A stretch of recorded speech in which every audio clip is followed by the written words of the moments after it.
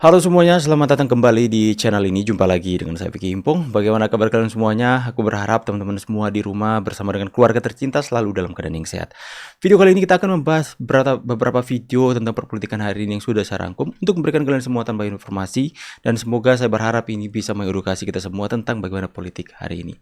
Kita akan segera membahas video satu persatu tanpa perlu banyak basa-basi lagi. Let's go. Assalamualaikum warahmatullahi wabarakatuh. Katanya nggak butuh subsidi. Semoga teman-teman sehat, ya, bahagia hari ini.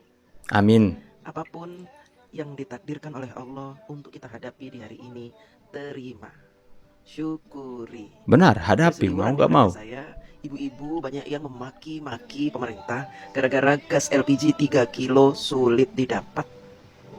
Kenapa mereka begitu bernafsu memaki-maki pemerintah? Karena pada faktanya mereka tidak memilih Prabowo Gibran. Sehingga inilah kesempatan untuk memaki-maki. Ya.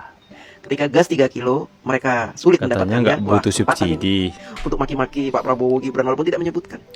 Mereka menyebutkannya pemerintah. Padahal dulu mereka ngomongnya apa? Kami tidak butuh bansos. Kami tidak butuh subsidi.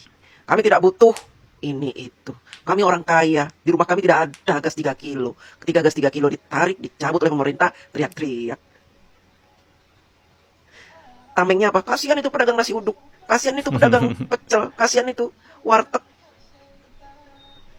Padahal pedagang nasi uduk nggak berkeluh kesah. Belum ada fitinya dari pedagang nasi uduk. Mereka hanya menggunakan kesempatan langkanya gas LPG yang disiarkan oleh media-media massa lewat medsos ini, dimanfaatkan untuk menyalah-nyalahkan pemerintah. Mereka senang dengan kondisi ini.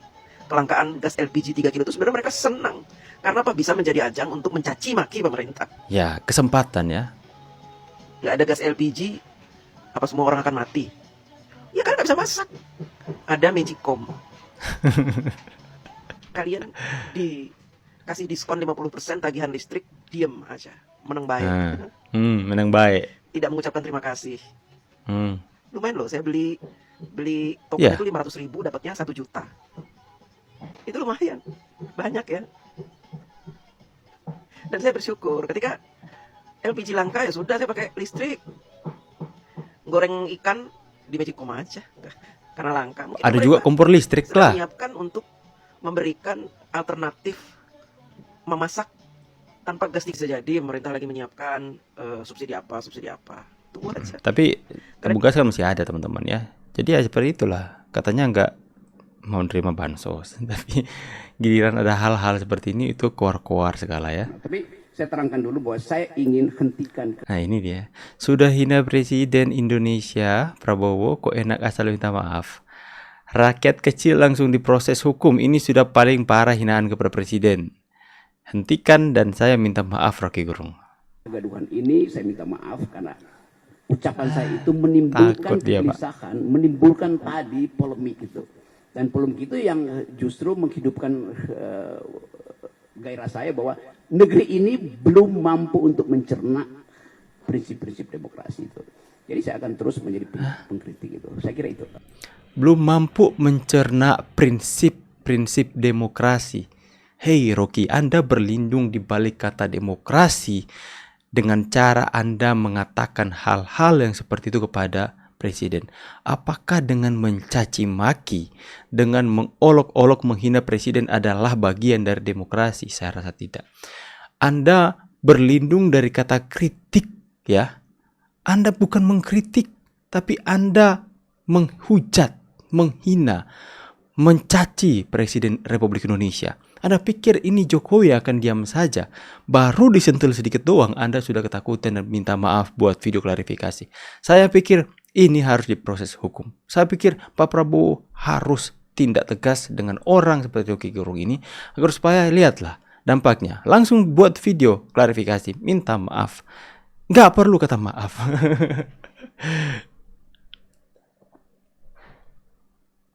Bismillahirrahmanirrahim.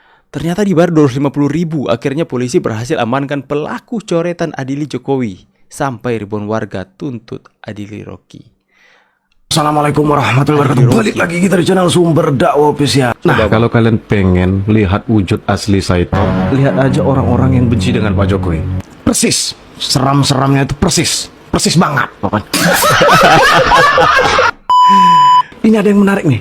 Akhirnya dalang di balik pencoretan tembok fasilitas umum yang coret-coret Adili Jokowi akhirnya tertangkap. Waduh, ternyata dibayar. Nah, ini untuk yang lain, jadikan pembelajaran, jangan ditiru. Itu merusak fasilitas umum. Apalagi kalian sampai mencoret tembok rumahnya orang. Kalian tentunya pasti akan berurusan dengan orang pemilik rumah tersebut. Jangan. Ini ada yang tak kalah menarik juga nih. Ini ada sekelompok ibu-ibu turun ke jalan menuntut untuk mengadili Bung RG. Ini buntut ini dari yang saya mulutnya suka. Bung RG panjang. Panjang. Ternyata banyak warga negara Indonesia yang tersinggung. Oke, langsung kita mulai videonya tanpa berlama-lama. Bismillahirrahmanirrahim. Let's go. 250.000 baru terakhir saya mencoret-coret. Astagfirullah. Gara-gara uang 250.000 rela nginap di rutan. Jangan ditiru untuk yang lain.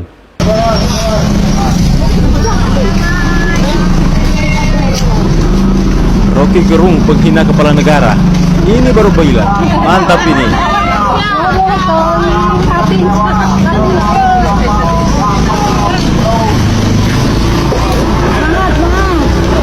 Semangat. Ternyata teman-teman silent majority teman-teman sudah nggak silent lagi. Tapi mungkin saya pikir silent majority adalah anak-anak milenial teman-teman ya, yang mungkin seumuran dengan saya, yang dimana mereka lebih memilih untuk diam dan kemudian menggunakan hak pilih mereka ketika tiba waktunya. Akan tapi ini yang mungkin orang ibu-ibu, bapak-bapak ini sudah mulai bergerak teman-teman. Mereka melakukan demo. Baru kali ini saya lihat demo untuk bungkam Rocky Gerung. Hati-hati kau Rocky. Rocky Gerung, siap-siap Anda sudah di demo ini sama ibu-ibu, bapak-bapak. Penghina kepala negara, bungkam Rocky Gerung katanya. Hati-hati kau Rocky. Salah satu kelebihan Presiden ke-8 Prabowo Subianto dibandingkan Presiden ke-7 Joko Widodo adalah bahwa Prabowo Subianto adalah mantan seorang militer. Seorang militer punya kemampuan yang lebih dibandingkan orang yang tidak punya panggilan dalam bidang militer. Kemampuan itu disebut sebagai naluri intelijen. Karena itu ketika kita membincang perbedaan sikap antara Jokowi dan Prabowo Subianto terkait orang-orang yang keras melakukan kritik, bahkan kritik yang tidak beradab seperti yang dilakukan oleh Rocky Gerung dengan menggunakan diksi bajingan tolol, maka saya punya keyakinan bahwa seorang seperti Prabowo Subianto sedang menyiapkan tindakan tegas terukur terhadap Rocky Gerung dan siapa saja yang ingin menyerang harkat martabat lembaga kepresidenan termasuk terhadap diri para presiden, dalam hal ini Prabowo Subianto. Nah, siap-siap lah. Ini babak baru. Ini hal yang tidak kita lihat di era Pak Jokowi. Pak Jokowi dikatakan apa? Itu bahkan perkataan Rocky Gerung ke Pak Prabowo bajingan tot itu teman-teman itu disematkan terlebih dahulu kepada Pak Jokowi.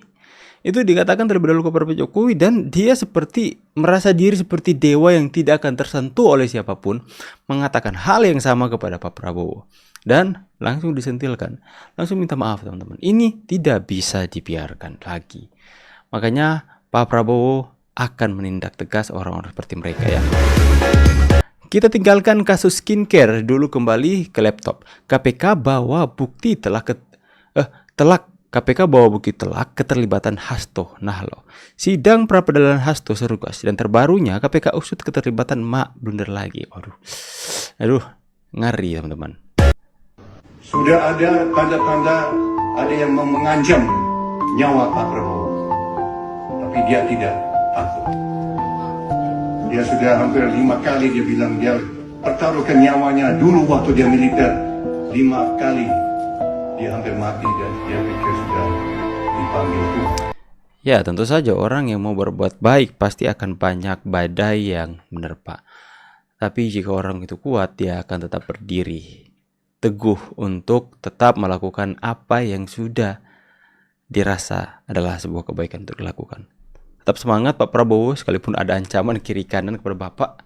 Kami rakyat Indonesia, seperti kami mendukung Pak Jokowi, kami akan mendukung Anda selama Anda benar-benar peduli kepada rakyat. Dan so far kami melihat Anda tulus kepada rakyat Indonesia.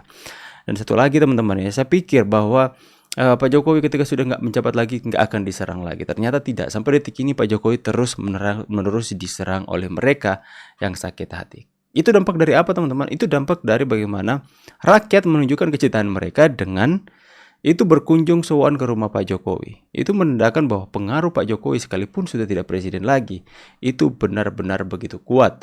Sehingga mereka itu mempunyai pemikiran jangka panjang ke depan. Mereka takut nanti Gibran akan menjadi presiden Republik Indonesia. Mereka takut dengan pengaruh Jokowi itu akan mengangkat Gibran lebih tinggi lagi elektabilitasnya dalam Pilpres ke depan teman-teman. Saya percaya Gibran akan mendapatkan dukungan dari masyarakat sekalipun Pak Jokowi nggak mendukung juga teman-teman. Karena orang melihat Gibran itu seperti melihat nilainya ada dari Pak Jokowi. Makanya sekarang Gibran sudah membuktikan dirinya. Ya, bukan hanya membawa nama besar bapaknya, tapi Gibran membuktikan diri bagaimana dia begitu dekat dengan rakyat. Melakukan terobosan-terobosan yang dinilai itu modern dan begitu sangat leluasa untuk menjangkau kaum Gen Z ataupun kaum milenial.